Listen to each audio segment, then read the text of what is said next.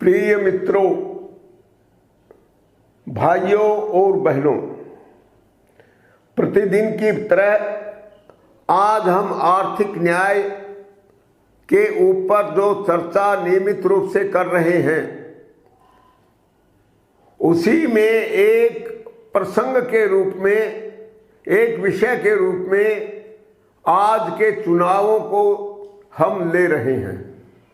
और जिन 5 राज्यों में चुनाव होने जा रहे हैं, उनमें सबसे महत्वपूर्ण चुनाव उत्तर प्रदेश का माना जाता है। उत्तर प्रदेश बहुत बड़ा तो है ही, इसके साथ साथ भारतीय राजनीति का गढ़ भी माना जाता है और काफी लंबे समय तक इसके ऊपर जो प्रधानमंत्री चुनकर आए, प्रत्यक्ष रूप से या परोक्ष रूप से, सबके ऊपर उत्तर प्रदेश की जो राजनीतिक स्थिति है वही हावी रहती है। तो आज की स्थिति को हम देखें कि आज उत्तर प्रदेश में क्या हो रहा है, परिवर्तन के लिए क्या हवा है, किसकी सरकार बनने की स्थिति लग रही है और उसमें कौन से मुद्दे हावी हो रहे हैं।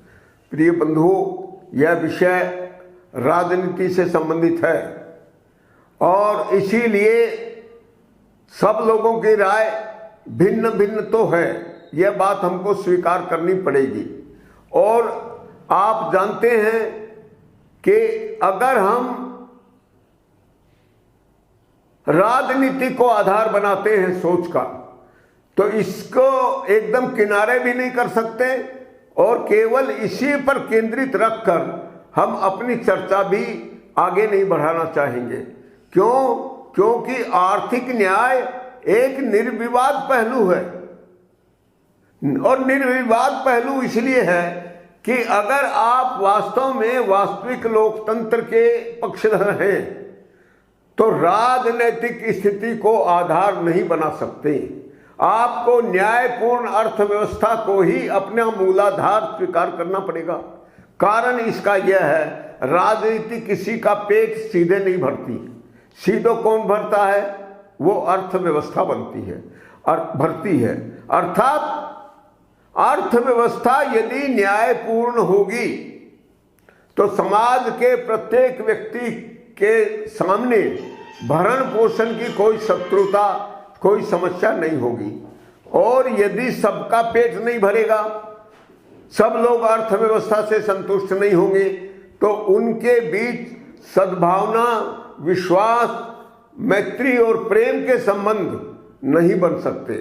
तो बंधुओं, जिस समाज की एक अच्छी अवधारणा के आधार पर हम प्रत्येक व्यक्ति के जीवन को, चाहे वह शक्तिशाली हो या कमजोर हो, वह बुद्धिमान हो या उसकी तुलना में कोई मूर्ख हो, वह सबल हो, निर्बल हो, अपंग हो, दरिद्र हो, ये सारे सब कुछ होते हुए भी सबके बीच न्याय अगर हो तो सब परिवार के एक बड़े सदस्य की तरह, एक बड़े परिवार के सदस्य की तरह सब लोग प्रेम और सद्भाव के साथ, विश्वास के साथ अपना जीवन बिता सकते हैं। किसी को भी किसी से कोई असुरक्षा की स्थिति कभी नहीं बन सकती।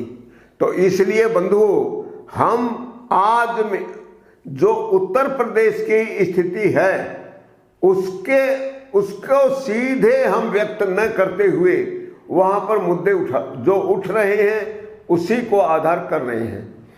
किसी भी देश में कानून और व्यवस्था की स्थिति को सबसे प्रमुख महत्व दिया जाता है। अर्थात वहां रहने वाले शांति प्रिय लोग कितने निश्चिंत हैं, वो कितने टुकड़ों में बटे हुए हैं, यह बात नहीं, उनमें मैतक्यता की स्थिति कैसी है। अगर वह टुकड़ों में बटे हुए हैं तो क्यों टुकड़ों में बटे हुए हैं? उनको टुकड़ों में बांटना तो मैं अपराध मानता हूं। चाहे अगड़ों पिछड़ों के नाम पर बांट लीजिए, चाहे जाति के नाम पर बांट लीजिए, चाहे संप्रदाय के नाम पर बांट लीजिए, और कुछ भी आधार क्यों ना हो, उसको टुकड़ों में बांटना, इसे मैं धूर्तों और बदमाशों का काम मानता हूं। और धूर्त और बदमाश यह जो टुकड़ों में बांटना चाहते हैं, इसमें इनका मकसद एक ही है कि अगर समाज एक सूत्र में बंधा रहेगा तो वह बहुत मजबूत होता है, और वहां पर फिर किसी अपराधी की, किसी चालबाज की, धूर्त की, बेईमान की दाल नहीं गल पाती। लोग उसको समाप्त कर देते हैं और अपराध का रास्ता छोड़ने के लिए वह व्यक्ति उस स्थिति में बाध्य हो जाता है। इसलिए एक टुकड़े टुकड़े समाज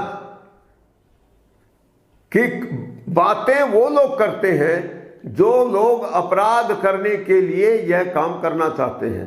अब मैं किसी का नाम लेना उचित नहीं समझूंगा, मैं कहूंगा कि जो समाज के शांति प्रिय नागरिकों के सुख चैन को मुख्य आधार बनाते हैं, जहां जिनके सत्ता में आने से समाज में शांति प्रिय लोग सुख का अनुभव करते हो, जो अपराधी तत्व हैं, जो सबका शोषण करने वाले लोग हैं, वो अवसर देखकर राक्षसों की तरह अलग अलग मायावी रूप धरते हैं और समाज को ठग लेते हैं। और अगर समाज को मूर्ख बनाने में सफल होते हैं तो फिर उसका दंड उनका शोषण ही होता है, अपराध होता है, अन्याय होता है, अत्याचार होता है। और उसमें जो दबंग लोग हैं वे समाज का शोषण करते हैं, और गरीबों की जान बचाने वाला, गरीबों को शोषण से बचाने वाला फिर कोई नहीं होता, क्योंकि शासक ही यह काम करता है। परोक्ष रूप से वह गुंडों को प्रश्रय देता है और शांति प्रिय लोग, उनका खुला शोषण होता है, उनके हत्याएं होती हैं, और गरीबों को, कमजोर लोगों को, जो कहना चाहिए कि किसी का शोषण नहीं करते, अपराधी नहीं होते, उनका शोषण अपराधी लोग खुलेआम करते हैं। तो आज की इस स्थिति में कौन लोग शोषक हैं, कौन लोग अपराधियों को संरक्षण देते हैं, किनकी खुली ताकत लग रही है, यह आप उस चुनाव में देख सकते हैं। नाम लेने की हमको आवश्यकता नहीं है। सब लोग अब धीरे धीरे पत्ते खुल भी रहे हैं। सारे राजनीतिक दल अपने अपने उम्मीदवार उतार रहे हैं। एक स्थिति तो यह हो जाती है कि सारे अपराधी देखते हैं कि भाई अपराधी को संरक्षण कहाँ मिलेगा। इस प्रकार से समाज को टुकड़े टुकड़े करने वाले लोग किसमें ज्यादा राहत का अनुभव कर रहे हैं। तो आपको समझ लेना चाहिए कि ऐसे लोगों को सत्ता से अलग रखना यह स्वस्थ लोकतंत्र के लिए आवश्यक है। कौन भाग रहा है, कौन भगा रहा है, ये सब तो नकली बातें हैं। ये तो जो चालबाज लोग हैं इस प्रकार की बातें उछालकर अपना उल्लू सीधा करना चाहते हैं। लेकिन अगर आप बुद्धिमान हैं, आप विवेकशील हैं, इन बातों से प्रभावित होने की जरूरत नहीं है। और आपको किसको वोट देना चाहिए? तो आपको उसको वोट देना चाहिए जो सारे प्राकृतिक संसाधनों पर किसी गुंडों का, माफिया का, धन पिशाचों का कब्जा स्वीकार करने की बजाय सबको न्यायपूर्ण अधिकार स्वीकार करता हूं। तो न्यायपूर्ण अधिकार को हमने पहले ही परिभाषित किया है। हमारा कहना यह है सारे प्राकृतिक संसाधनों पर सबका समान अधिकार है। तो सबका अधिकार है तो एक व्यक्ति का अधिकार औसत से ज्यादा संसाधनों पर स्वीकार नहीं किया जा सकता। इसीलिए इसमें कर प्रणाली बहुत महत्वपूर्ण है। मैं इस बात को बार बार आपको बताना चाहता हूं कि अगर आपने कर प्रणाली को प्रमुखता मान लिया तो फिर आपको यह मानना पड़ेगा कि औसत से ज्यादा संपत्ति rखने का अधिकार किसी भी व्यक्ति का मूलभूत अधिकार नहीं हो सकता। वह व्यवस्थागत वो स्वतंत्रता का अधिकार होता है। किसी व्यक्ति ने अगर ज्यादा परिश्रम किया तो वह ज्यादा कमाएगा, ज्यादा कमाया है तो ज्यादा खाएगा, और ज्यादा खाया है तो बचत भी करेगा। तो बचत करना यह कोई अपराध नहीं है, लेकिन आगे का कुछ बातें जो मैं बताऊंगा वह अपराध हो सकती हैं और होती हैं। मैं यहां भी यह कहूंगा, पहली बात, कोई गोपनीयता नहीं होगी समाज में, किसी भी प्रकार की गोपनीयता। यदि लोकतंत्र के नाम पर भी गोपनीयता बरती जाती है तो यह समाज के साथ धोखा होता है। और इसीलिए भारतीय संविधान में भी अगर गोपनीयता का प्रावधान है तो आपको इस भारतीय संविधान को हटा देना चाहिए। अपने गले में बांधे गए एक बड़े पत्थर की तरह निकाल बाहर फेंक देना चाहिए, नहीं तो आप इसी पत्थर के वजन से डूबकर मर जाने के लिए बाध्य हो जाएंगे।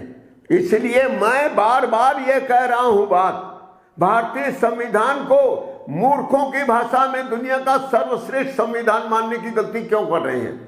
यह तो अंग्रेजों के भक्तों ने, जो भारत को और आगे जाने की मजबूरी के कारण अपना उपनिवेश नहीं बना सकते थे, उन्होंने एक षड्यंत्र के रूप में स्थापित कर दिया।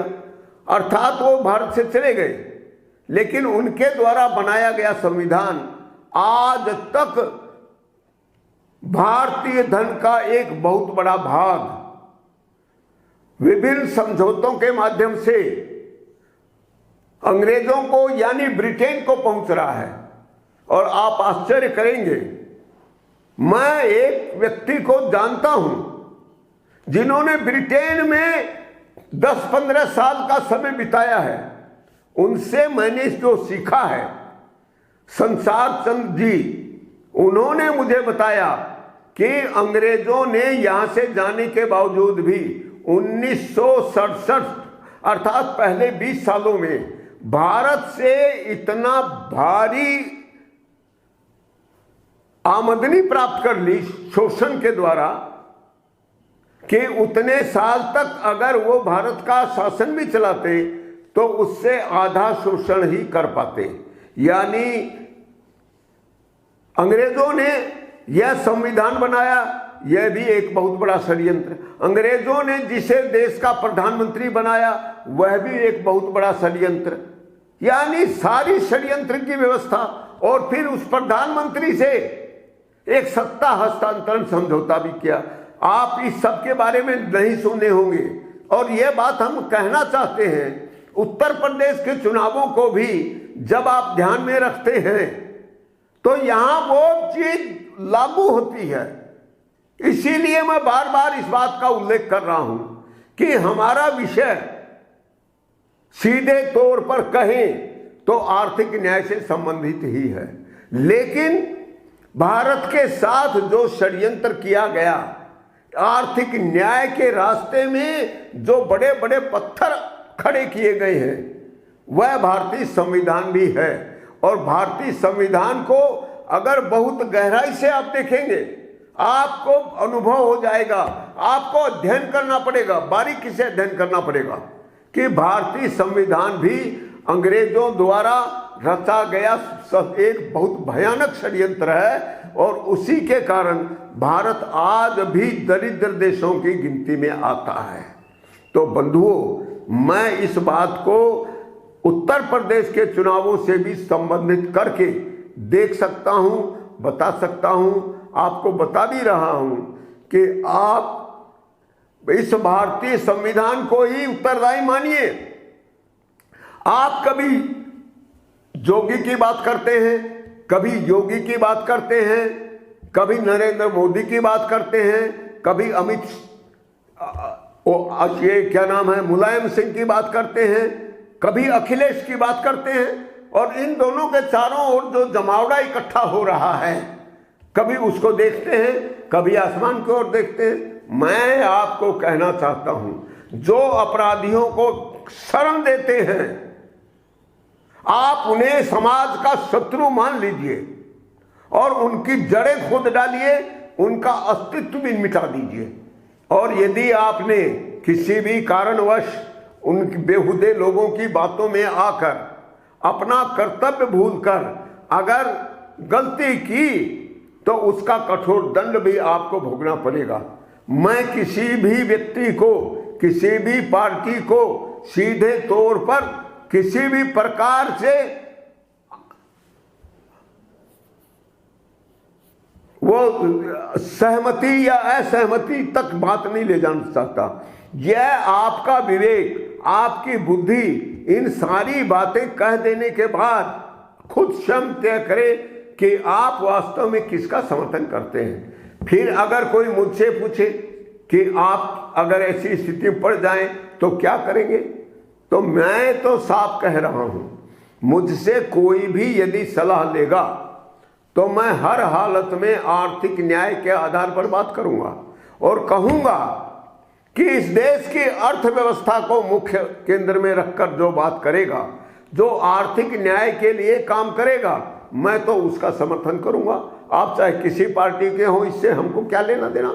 और मैं आपको भी यही सलाह देता हूं, आर्थिक न्याय के आधार पर हमने निष्कर्ष निकाला कि सारे टैक्स हटाकर केवल मुट्ठी भर अरबपतियों, खरबपतियों यानी देश के सबसे संपन्न मुट्ठी भर लोगों की संपत्ति पर ब्याज की दर से संपत्ति कर लगाया जाए। अब देश में ये मुट्ठी भर लोग कौन हैं, उनका नाम मैं क्यों लूं? आपकी आंखें खुली हुई हैं, आप बेहुदे लोगों की बातों में मत आए, खुद उनकी पहचान करें। और आप सरकार से मांग करिए कि जब कोरोना इस देश के बालक को डरा रहा है, वैक्सीन बनाने के लिए सरकार भारी खर्च कर रही है और वैक्सीन के इंतजार में ये सारे जो वैद्य ये जो डॉक्टर कहलाने वाले लोग हैं, विशेषज्ञ कहलाने वाले लोग हैं, ये रोज अपनी बातें बदलते हैं। मैं कह रहा हूं वैक्सीन बनाने का अधिकार केवल एलोपैथी को ही क्यों मिला? मैं संविधान के द्वारा ही आपसे यह बात कह रहा हूं, विश्व में भी यही हाल है। सारी बातें हम कभी योगी के ऊपर देखते हैं, कभी मोदी पर देखते हैं, कभी अखिलेश पर देखते हैं, कभी दूसरे जो विरोधी कहे जाने वाले लोग हैं, कभी उनके द्वारा चलाए जाने आंदोलनों पर देखते हैं। आप अपनी बुद्धि का रास्ता बदलिए, उसको बिल्कुल निर्मल बनाइए, वो किसी के भी पक्ष में मत बोलिए। निर्णय आप खुद ही निकाल लेंगे, किसी की जरूरत नहीं रहेगी। क्योंकि अगर आपने कुछ लोगों विद्वान और पंडित मान लिया और उनसे पूछा नहीं नाम बताइए, तो वो चालाकी करेगा, बेईमानी करेगा, उस पर दबाव पड़ सकता है, उसको ब्लैकमेल किया जा सकता है। और एक आदमी लोभ लालच या स्वार्थ में जो कुछ भी सलाह आपको देगा वह निर्मल, निष्पक्ष और न्यायपूर्ण नहीं हो सकती। मैं चाहता हूं भारत का प्रत्येक नागरिक विचारवान बने, नीतिवान बने, चरित्रवान बने, मानवता के प्रति उसकी वास्तविक सच्ची श्रद्धा हो। तो फिर भारत को कौन दिग्भ्रमित कर सकता है? पहले किसने किया, इसको लेकर भी 100 बातें हैं, बाद में किसने किया, इसको लेकर भी 1000 बातें हैं। इन बातों के द्वारा हम समाज में भ्रम का निर्माण न करें। और समाज में क्या क्या मान्यताएं चल रही हैं, इसको लेकर भी अलग अलग किंवदंतियां हैं, बातें चलती रहती हैं। इन बातों को आप गंभीरता से न लें, बल्कि एक चीज देखें कि अगर आर्थिक न्याय की अर्थव्यवस्था को स्वीकार किया जाए तो इस देश में टैक्स किसके ऊपर लगेगा? देखिए, मैं एक बात बिल्कुल साफ कहना चाहता हूं कि आप अर्थव्यवस्था के संबंध में अगर विचार करना चाहते हैं, बहुत गहराई से विचार करना चाहते हैं, तो आप टैक्स प्रणाली की उपेक्षा कर ही नहीं सकते। आज भी भारत में बहुत तरह के टैक्स हैं। मुख्य टैक्स कौन सा है? सबसे पहले है इनकम टैक्स, आयकर, दूसरा है जीएसटी। ये दोनों अन्यायपूर्ण हैं और शातिर लोगों द्वारा बनाए गए हैं। इसमें अरुण जेटली का नाम आए, मनमोहन सिंह का नाम आए, इसका नाम आए या उसका नाम आए, नाम पर मत जाइए, पार्टी पर भी मत जाइए। किस दल का व्यक्ति रहा, वो देश का प्रधानमंत्री कौन रहा, देश का अर्थशास्त्र किसके आधार पर बना, ये सब बातें आप विचार कर सकते हैं। मैं इस विचारणीय विषय तो मानता हूं, लेकिन एक बात मैं निश्चित रूप से कहता हूं, अंततः यह जो टैक्स प्रणाली है इस पर आपकी बारीक नजर होनी चाहिए। और मैंने क्या कहा, इनकम टैक्स गलत है। क्यों गलत है? इनकम तो कोई व्यक्ति करेगा तो टैक्स देगा, नहीं करेगा तो, यह अपने आप में बकवास हुई कि नहीं? मैं कह रहा हूं कि सारे प्राकृतिक संसाधनों पर सबका समान अधिकार है। तो फिर एक व्यक्ति ने जितनी संपत्ति का, धन का संचय किया और अगर उसने औसत से ज्यादा किया तो वह समाज का कर्जदार है। इसलिए औसत सीमा से अधिक अगर कोई भी व्यक्ति, चाहे वो किसी भी जाति का, किसी भी क्षेत्र का, कुछ भी काम करने वाला व्यक्ति हो, केवल उसकी अधिक संपत्ति पर संपत्ति कर लगना चाहिए। ये भी एक बहुत बारीक विषय है, लेकिन इन मोटा मोटी बातों के आधार पर आपको मांग करनी चाहिए कि केवल मुट्ठी भर अरबपतियों और धनपतियों की संपत्ति पर टैक्स लगाए। आज की अनिश्चित स्थिति में कोरोना के कारण किसी का काम बंद होता है और किसी का काम मजबूत होता है। यह स्थिति था, तो आप देख रहे हैं आज की स्थिति में तालाबंदी हुई तो इसके क्या असर होंगे। इसमें फिर एकाएक ताला खुला तो उसका प्रभाव, उसका लाभ कौन लेगा, कौन लूटा और कौन उसमें मालामाल हो गया, यह आपको समाज में दिखेगा। और इसीलिए मैं कह रहा हूं, आज जब यह प्रश्न उठ रहा है कि इस खराब स्थिति में देश के आम आदमी का जीवन सुखदायक कैसे हो, वो कैसे बचे, यह बात सबसे महत्वपूर्ण है कि नहीं। लेकिन केंद्र सरकार में कोई भी बैठा हो, कोई भी इन अमीरों की संपत्ति पर संपत्ति कर लगाने के लिए तैयार नहीं है। क्यों? क्योंकि ये जो बड़े बड़े धनपति हैं वो भी नहीं चाहते। वो केवल एक ही चीज के लिए इस समय काम कर रहे हैं और पूरी दुनिया के अमीर हो गए हैं, एक हो गए हैं, और अमीर एक होकर पूरी दुनिया को अपने अनुसार चलाने के लिए मजबूर कर रहे हैं। यानी भारत के अमीर, पाकिस्तान के अमीर, अमेरिका के अमीर, जापान के अमीर या किसी भी देश के अमीर, फ्रांस के और ऑस्ट्रेलिया वगैरह के उदाहरण तो अभी भी सामने हैं। इनके बीच चलने वाली कसमकस, या रूस, चीन और अमेरिका को लेकर होने वाली कसमकस, ये सब उसी का खेल है। सब अपना अपना वर्चस्व चाहते हैं और इन देशों में गरीबों की बात सुनने और पूछने वाला कोई नहीं है। अपने देश में भी तो यही है। इसीलिए तो भयानक आर्थिक असमानता यहां पर आपको दिखाई पड़ रही है। मुट्ठी भर लोग अत्यंत विलासिता का जीवन जी रहे हैं। और आपको मैं बता दूं, इन शक्तिशाली लोगों को सत्ता में बैठे हुए लोग भी प्रश्रय देते हैं, फिर चाहे वो किसी भी पार्टी के हो। मैं क्यों किसी का नाम लूं? मेरा काम आपको समझदार बनाना है, और समझदार बनाने का मतलब आप इस बात को समझ लीजिए कि आपकी तरफ से केवल एक मांग उठनी चाहिए, जो अमीरों की संपत्ति पर संपत्ति कर लगाएगा हम उसी को वोट देंगे। क्योंकि मेरा कहना यह है कि अमीरों की संपत्ति पर संपत्ति कर लगाने के अतिरिक्त किसी भी प्रकार का कोई टैक्स लगाने की, कोई कर लगाने की जरूरत है ही नहीं। फिर सरकार जीएसटी क्यों लगाती है? जीएसटी तो खुले शोषण का शिकंजा है। जीएसटी इन उपभोक्ताओं पर लगता है, अर्थात जो व्यक्ति किसी तरह से 10 रुपए बड़ी मुश्किल से कमाता है, उसके 2 रुपए, 2.5 रुपए, 3 रुपए जीएसटी के नाम पर निकल जाएंगे। यह गरीबों का शोषण हुआ कि नहीं? लेकिन जो अकूत संपत्ति अपने पास संचित करके रखे हैं वे तो टैक्स मुक्त हो गए। अब कोरोना लगे, बाजार खुले या बंद रहे, उससे क्या फर्क पड़ता है? जिसके पैसे बैंक में जमा हैं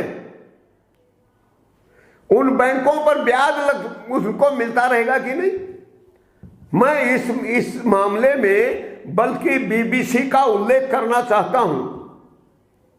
बीबीसी निरंतर बड़ी सावधानी से आजकल ये जो, उसमें भी एक व्यक्ति का नाम मैं विशेष तौर पर लूंगा क्योंकि मैं बीबीसी बराबर सुनता हूं, मोहनलाल शर्मा, बीबीसी का एक प्रवक्ता, अर्थव्यवस्था के संबंध में सबसे अधिक बोलने वाला व्यक्ति, वह ब्याज दरों का उल्लेख करता है कि जितने ये बैंक हैं ये समाज में अर्थव्यवस्था पर नियंत्रण के लिए हमेशा ब्याज दरों का उपयोग करते हैं। वो दूसरे शब्दों का प्रयोग करते हैं, ये एक अलग बात है, लेकिन मैं उसका सार आपको बता रहा हूं। मैं कह रहा हूं यह एक शातिर प्रचार है। शातिर प्रचार क्यों है? क्योंकि बीबीसी कभी भी पूंजीवाद के ऊपर आक्रमण नहीं करता, करेगा भी क्यों? पूंजीवाद का असली जन्मदाता कौन? ब्रिटेन ने किसको लूटा? पूरी दुनिया को लूटा। राज्य के बल पर, ताकत के बल पर खुल्लम खुल्ला लूट की और उसकी गाढ़ी कमाई किसी तीसरे देश में रख दी। उसका असली संरक्षक और मालिक कौन है? इसको आपका दिमाग भी उधर न दौड़ेगा। अंग्रेजों ने वैसी व्यवस्था की, जो ये वास्तव में समुद्री लुटेरे हैं वही इस पूंजीवाद के असली जन्मदाता हैं।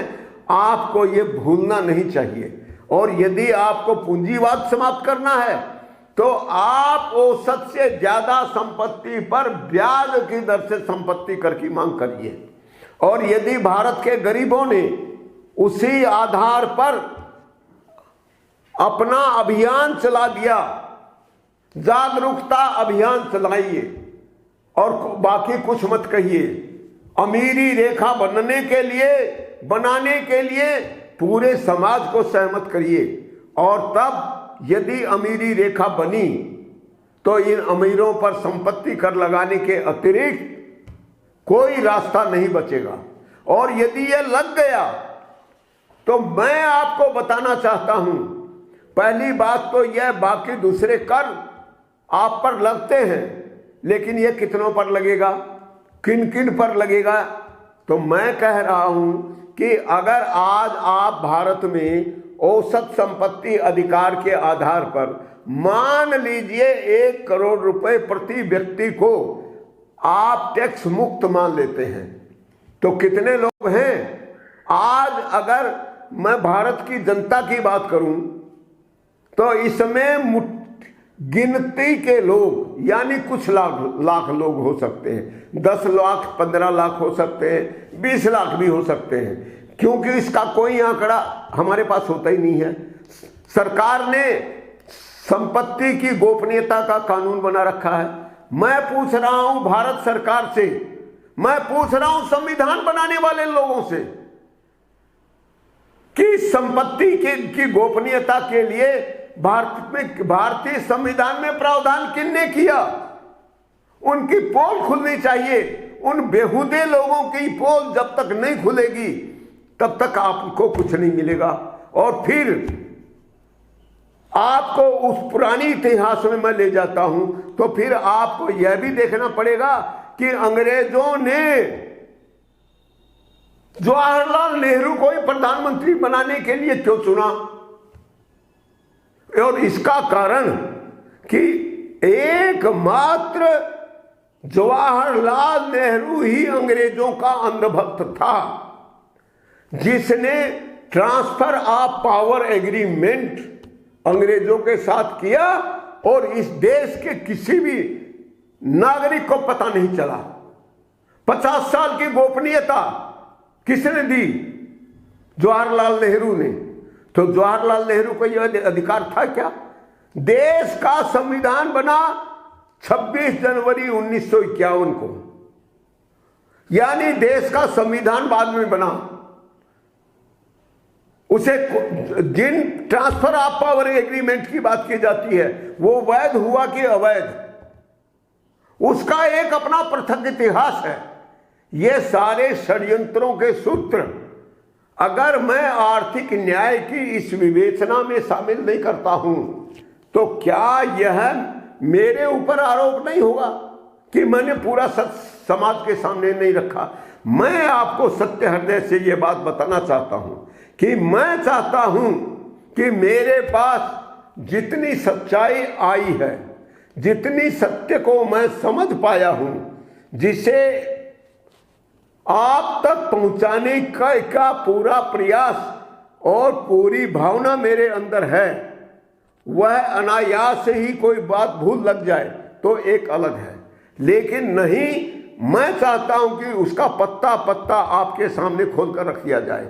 तो अंग्रेजों का परम भक्त जवाहरलाल नेहरू, और उसी ने पूरे समाज को धोखे में रखकर ट्रांसफर ऑफ पावर एग्रीमेंट अंग्रेजों के साथ किया, और वह भारत की जनता के साथ सबसे बड़ा छलावा है कि नहीं, धोखा है कि नहीं, विश्वासघात है कि नहीं, आपको यह देखना पड़ेगा।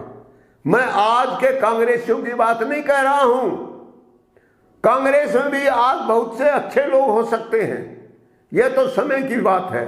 अब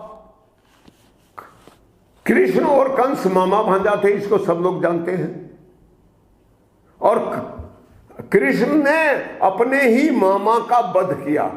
कंस का हत्यारा कौन? कृष्ण है ना। इसलिए यह संबंधों का और जाति का भी प्रश्न नहीं उठता।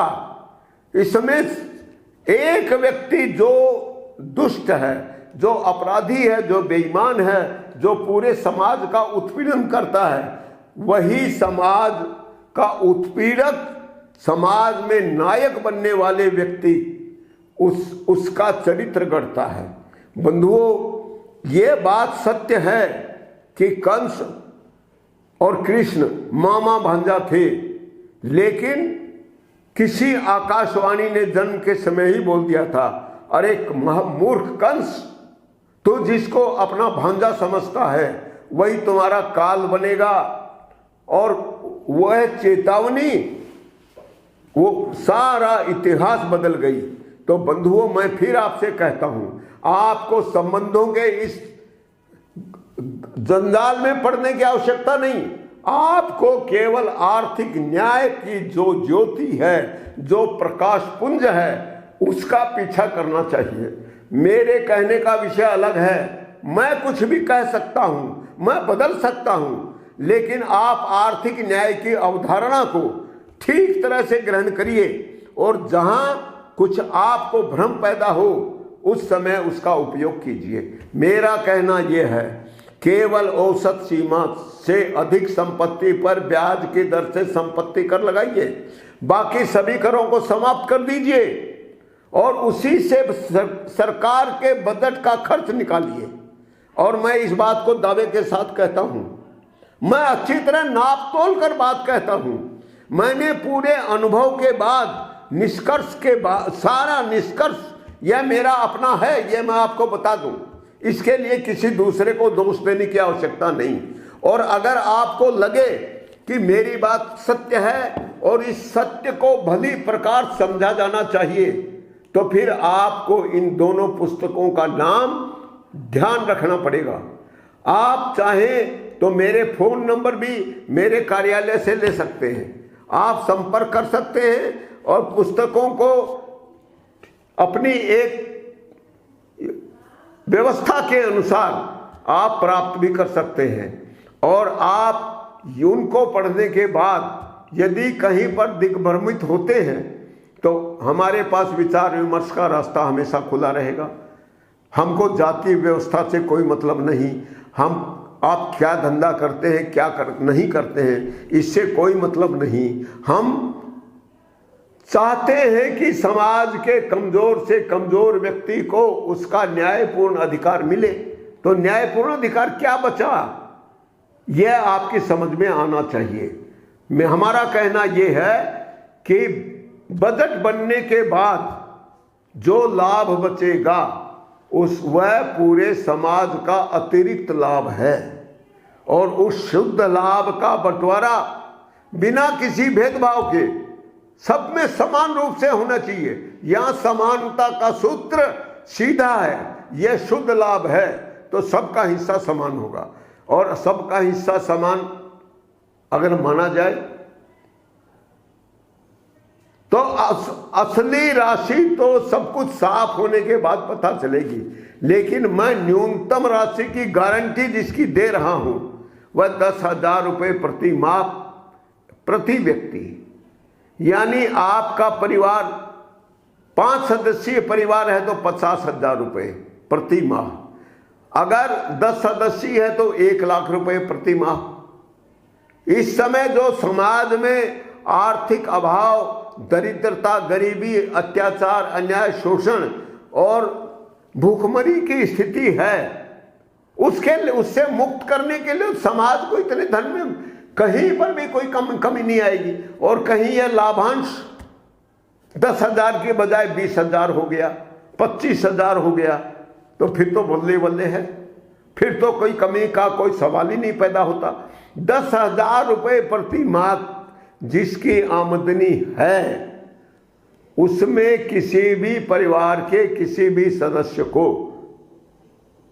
रोते हुए, बिलबिलाते हुए आप नहीं देखेंगे। वह बहुत खुशी से अपना जीवन बिताएगा, क्योंकि उसकी जो कर्मठता है, उसका जो पराक्रम है, इसकी जो स्वतंत्रता है कमाने की, उसका उपयोग वो करे, वह उसकी अलग कमाई है।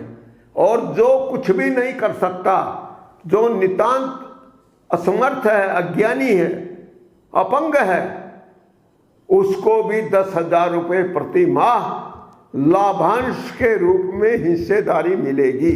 यह असली लोकतंत्र है कि नहीं? इन बेहुदे ब्रिटेन के लुटेरों द्वारा लोकतंत्र की जो परिभाषा की गई है, इसको फाड़ कर फेंक दीजिए, जला दीजिए आग में, बहा दीजिए समुद्र में, और उनको बताइए कि असली लोकतंत्र यह आर्थिक न्याय ही होता है। बंधुओं, जब तक आपकी मुट्ठी इस कठोर संकल्प के साथ बंधती नहीं है, तब तक दुनिया में आर्थिक न्याय स्थापित होना असंभव है।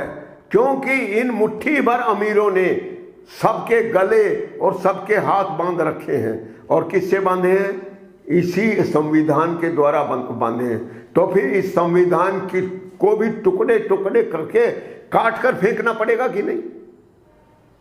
यानी वैधानिक तरीकों से ही इस संविधान को टुकड़े टुकड़े करिए और आर्थिक न्याय का एक दूसरा संविधान बनाइए।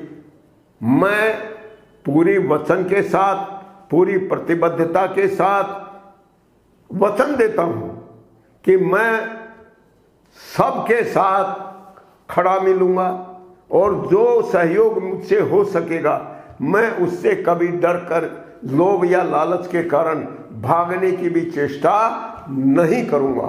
तो बंधुओं, हमारा यह जो आर्थिक न्याय का कार्यक्रम है, यह समाज को बदलने का एक महाअभियान होना चाहिए। और जिस दिन देश के मतदाताओं को यह बात समझ में आ जाएगी, उनको एक ही रास्ता पकड़ना चाहिए कि संपत्ति की गोपनीयता को खत्म करिए, और सबसे ज्यादा संपत्ति पर ब्याज की दर से टैक्स लगाइए, और उसी में से सरकार के बजट का खर्च काटिए, और जो शुद्ध लाभ बचे उसमें सारे प्रावधान रखिए।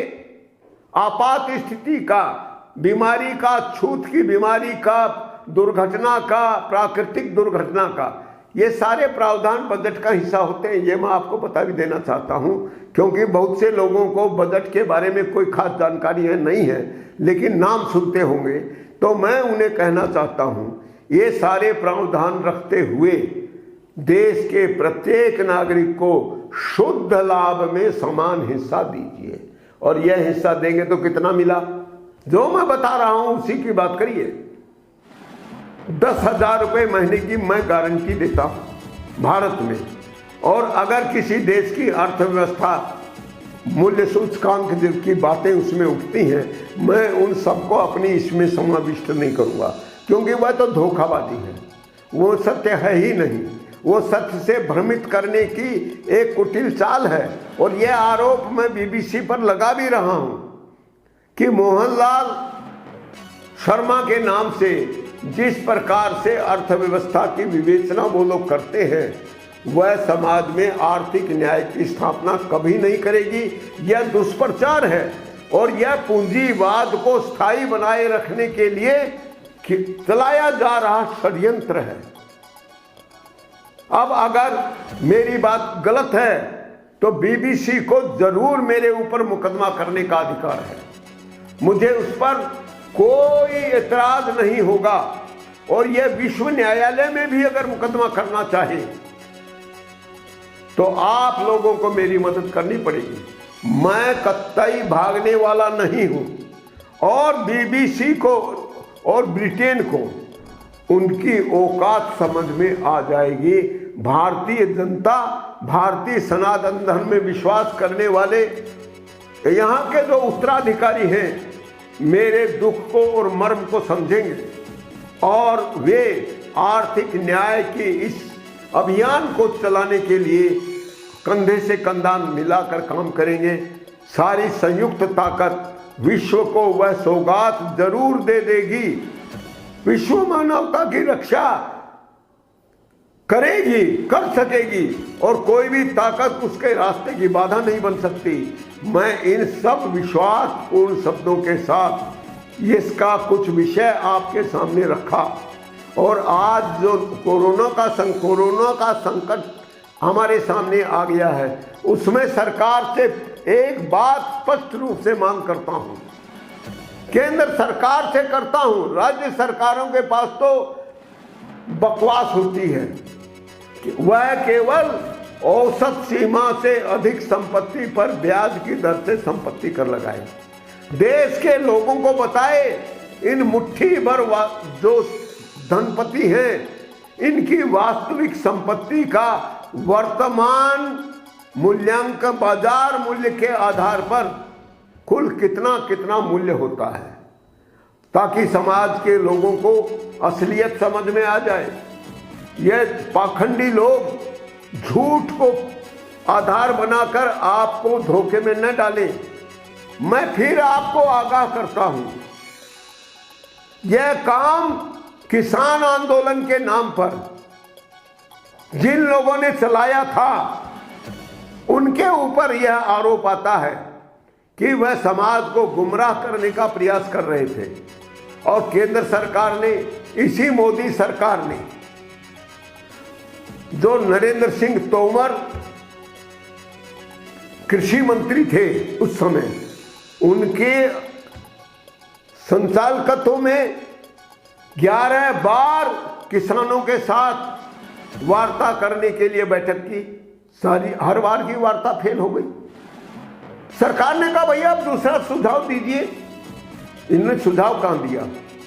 कोई सुझाव नहीं दिया। आपने तमाशा देखा है ना, यह इस प्रकार का तमाशा तो वहां भी नहीं दिखता। लेकिन आपको यह तमाशा देखकर आज भी उन किसान नेताओं की बात आती है। किसानों का नाम तो इसलिए लिया गया था कि किसान इस देश के सबसे कम ज्ञानी लोग हैं और अपने साथ होने वाले धोखेबाजी को भी वो नहीं पहचान पाएंगे। यही अगर व्यापारी के साथ हुआ होता, यही किसी उद्योगपति के साथ होता, यही किसी कर्मचारी, सरकारी कर्मचारी, प्रशासनिक अधिकारी के साथ होता, वह 2 मिनट में उसको पकड़ लेता। और उनके द्वारा धोखाधड़ी का शिकार कभी होता ही नहीं। किसानों के नाम पर पूरे 1 साल तक समाज को गुमराह किया। लेकिन मैं तो मोदी सरकार को इसके लिए बधाई दूं कि नहीं दूं, अब इसको तो आप तय करिए। क्योंकि मैं बधाई यहाँ पर अगर इस तरह देता हूँ तो फिर मेरे ऊपर आरोप लगेगा। आप किसी न किसी बहाने मोदी सरकार का समर्थन कर रहे हैं, लेकिन मैं आपसे कहना यही चाह रहा हूं कि मोदी सरकार जिस दिन मुट्ठी भर धनपतियों की संपत्ति पर संपत्ति कर लगाने का निर्णय लेगी तो मैं उसका हृदय से धन्यवाद जरूर दूंगा। और मेरे कई मित्र लोग कहते भी हैं कि देखिए आपकी यह मोदी सरकार कभी यह काम नहीं करेगी।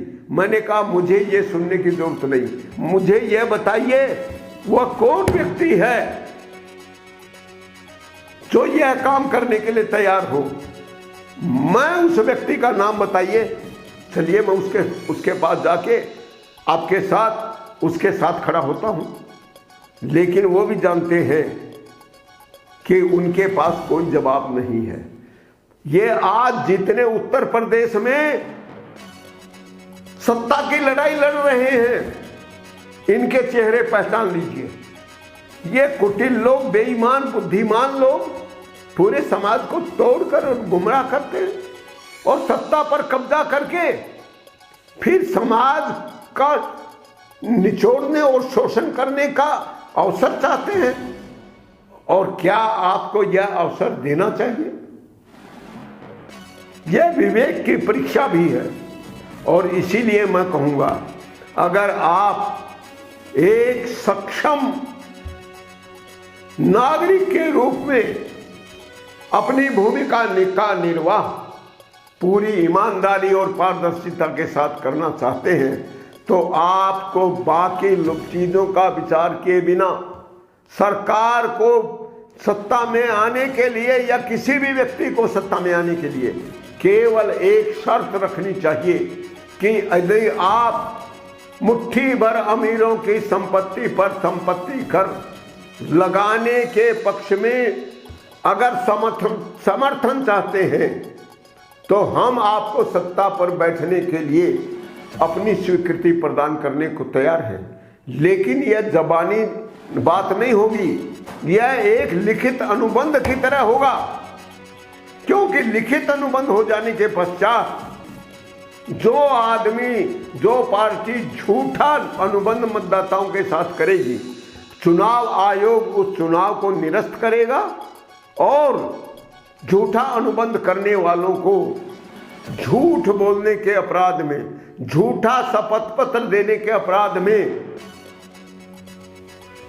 जेल की हवा भी खानी पड़ेगी। यानी कल वो चुनाव लड़ने के योग्य भी नहीं रहेंगे। और आपको यही काम करना चाहिए। इसलिए आज चुनावों के इस मौके पर मतदाताओं को शिक्षित करना भी हमारी जरूरत है, हमारा कर्तव्य है। लेकिन मैं चाहता हूं कि यह किसी दलीय दायरे में हो तो मुझे उस पर कोई टिप्पणी नहीं करनी चाहिए। नहीं तो लोग यही कहेंगे आप जानबूझकर राजनीति में कूद रहे हैं। और मैं कहना चाहता हूं, अगर यह राजनीति में कूदना है तो जो तुम बिगाड़ सकते हो बिगाड़ लो भाई। मैंने अपनी बात बयान कर दी और जिसको मान लीजिए यह बात गलत लगती हो वह इसके ऊपर प्रतिवाद करे। हम लोगों के बीच तो कोई ऐसा है नहीं। हम लोगों के बात के बीच खुला संवाद निरंतर होता रहेगा। मैं इस संवाद की कोई वैचारिक सीमा नहीं मानता। समय के साथ साथ लोग बदलेंगे, परिस्थितियां बदलेंगी, पुराने लोग जाते रहेंगे, नए लोग आते रहेंगे।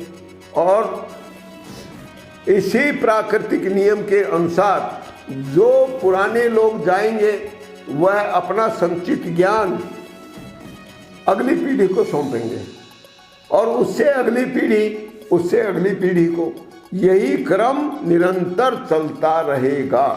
और बंधुओं, इसमें भी अगर आपने इसी बात की गांठ बांध ली कि हमको इस बात से कोई मतलब नहीं, आप औसत संपत्ति अधिकार प्रत्येक नागरिक का जन्मसिद्ध अधिकार स्वीकार करिए। एक नया संविधान बनाइए, नहीं तो इस संविधान में यही संशोधन करिए।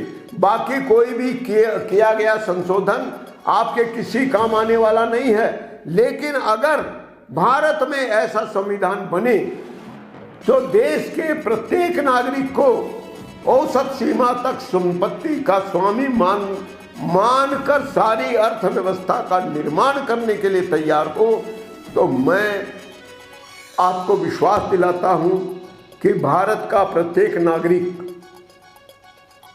हर व्यक्ति बिना किसी अपवाद के, स्त्री हो या पुरुष, अगड़ा हो या पिछड़ा, किसी भी जाति का हो, किसी भी क्षेत्र का हो, वह लाभांश का अधिकारी होगा। और लाभांश का यह अधिकार प्रत्येक व्यक्ति को जीवन को भय मुक्त, अभाव मुक्त, न्यायपूर्ण और निर्भय बनाने के लिए काम करेगा। और वही स्थिति मानवता की दृष्टि से, प्रकृति की दृष्टि से भी सबसे अच्छी होगी। तो फिर ऐसी व्यवस्था क्या एक शांति प्रिय और समृद्ध दुनिया का निर्माण करने के लिए आवश्यक नहीं है?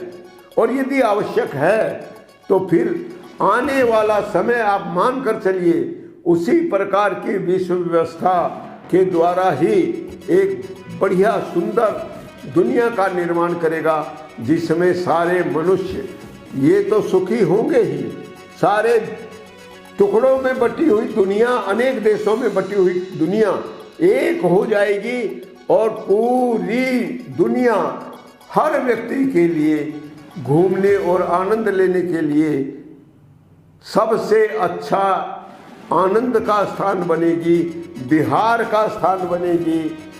और आज बिहार का भी जो नाम बदल गया है, उसका नाम का उद्देश्य तलाशेंगे तो उसमें भी यही कारण मौजूद आपको मिलेगा, जिसमें सब लोग सुखी हों, सब लोग खुश हों, खुशहाल हों, सब एक दूसरे में मित्रता देखें और सब एक विशाल परिवार की तरह रहें, कोई किसी से वैर न करे, सब लोग सुरक्षित हो।